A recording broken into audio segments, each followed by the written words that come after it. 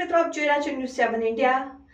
સુરતમાં ફરી બાંકડાનો વિવાદ। અરવિંદ રાણાની ગ્રાન્ટમાંથી ફાળવેલ બાંકડા ટેરેસ પર જોવા મળ્યા। ગોપીપુરા રાજ એપાર્ટમેન્ટની ટેરેસ પર બાંકડાનો વિડીયો થયો વાયરલ। સુરતમાં ફરી બાંકડાનો વિવાદ। અરવિંદ રાણાની ગ્રાન્ટમાંથી ફાળવેલ બાંકડા ટેરેસ ઉપર જોવા મળ્યા।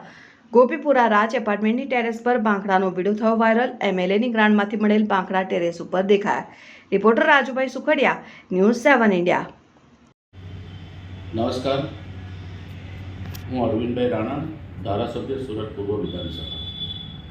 હમણાં મને માહિતી મળી છે કે મારી ગ્રાન્ટમાંથી ફાળવેલા બાંકડા જે છે એ મારા મત વિસ્તારના કેટલાક લોકોને ત્યાં ઢાબા ઉપર પડેલા છે।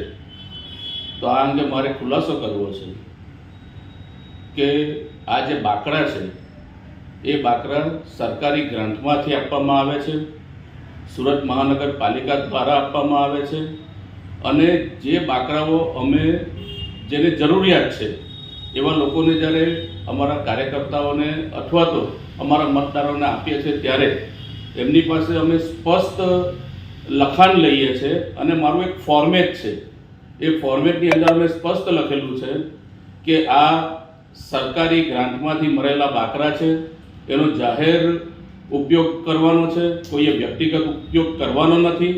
જો એનો વ્યક્તિગત ઉપયોગ કરશે, કોઈ પોતાના ઓટલા ઉપર મૂકશે અથવા તો કોઈના ધાબા ઉપર મૂકશે અને એવી કોઈ માહિતી થર્ડ પાર્ટી પાસેથી મળશે તો એ જે ગુનો છે એ પોલીસ અને સુરત મહાનગરપાલિકા એની ઉપર કાર્યવાહી કરશે। આ રીતનું અમે એક ફોર્મ આપેલું છે અને ફોર્મમાં અમે સ્પષ્ટ લખેલું છે, જે લોકોને અમે બાંકડા ફાળવીએ છીએ એમાં સ્પષ્ટ લખેલું છે કે આ સરકારી ગ્રાન્ટમાંથી મળેલા બાંકડા છે, એનો ઉપયોગ સરકારી અને જાહેર ઉપયોગ માટે કરવાનો છે, કોઈએ વ્યક્તિગત ઉપયોગ કરવાનો નથી।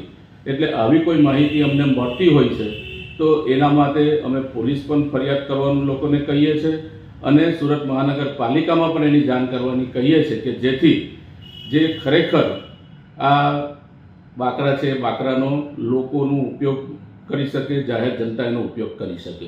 આભાર।